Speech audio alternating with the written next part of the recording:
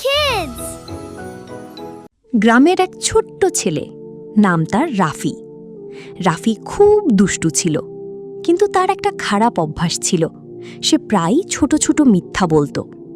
মা জিজ্ঞেস করলে কখনো বলতো, মা, আমি পড়া শেষ করেছি। আসলে সে পড়া শেষ না করে খেলছিল। মাঝে মাঝে সে আম্মুর ব্যাগ থেকে চকলেট খাওয়ার জন্য টাকা নিত, কিন্তু আম্মু জিজ্ঞেস করলে বলতো, আম্মু, আমি টাকা নিইনি। প্রথমে সবাই বিষয়গুলো হালকাভাবে নিত, কারণ রাফির মিথ্যাগুলো ছিল ছোট। একদিন স্কুলে শিক্ষক বললেন, আগামীকাল সবাই হোমওয়ার্ক করে আনবে। কিন্তু রাফি হোমওয়ার্ক করল না। পরদিন সে বলল, স্যার, আমার খাতা বৃষ্টিতে ভিজে গেছে।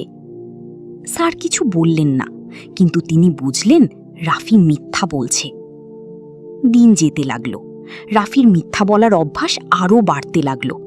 এমনকি বন্ধুরাও তাকে বিশ্বাস করা বন্ধ করে দিল। এক বিকেলে রাফি মাঠে খেলছিল। হঠাৎ সে সত্যি একটা গর্তে পড়ে গেল। সে ভয় পেয়ে চিৎকার করতে লাগল, বাঁচাও, বাঁচাও, আমি গর্তে পড়ে গেছি, আমাকে বাঁচাও। কিন্তু গ্রামের লোকেরা ভাবল রাফি আবার মজা করছে। কেউ এগিয়ে এলো না। রাফি কান্না করতে লাগল। এদিকে সন্ধ্যা হয়ে গেল।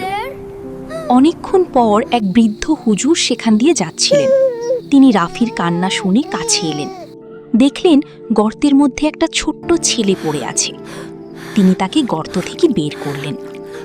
রাফি কাঁদতে কাঁদতে বলল, হুজুর, আমি এত ডাকার পরেও কেউ আমাকে সাহায্য করতে এগিয়ে এলো না কেন? হুজুর শান্তভাবে বললেন, কারণ তুমি বারবার মিথ্যা বলেছ। মানুষ যখন বারবার মিথ্যা বলে, তখন সত্য বললেও কেউ সহজে বিশ্বাস করে না। তারপর হুজুর একটি হাদিস শোনালেন, ইন্না সিদকা ইয়াহদি ইলাল বির, ওয়া ইন্নাল বিররা ইয়াহদি ইলাল জান্নাহ, ওয়া ইন্নাল কাযিবা ইয়াহদি ইলাল ফুজুর, ওয়া ইন্নাল ফুজুরা ইয়াহদি ইলান নার। অর্থ, সত্য মানুষকে নেকির পথে নিয়ে যায়, আর মিথ্যা গুনাহের পথে নিয়ে যায়। সেদিন রাফি খুব লজ্জা পেল। সে তার ভুল বুঝতে পারল।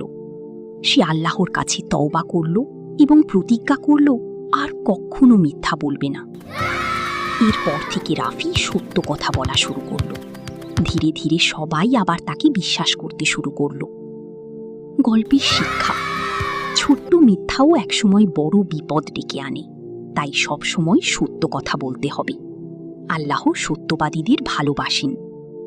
নতুন নতুন ইসলামিক ভিডিও পেতে আমাদের চ্যানেলটি সাবস্ক্রাইব করতে ভুলবেন না।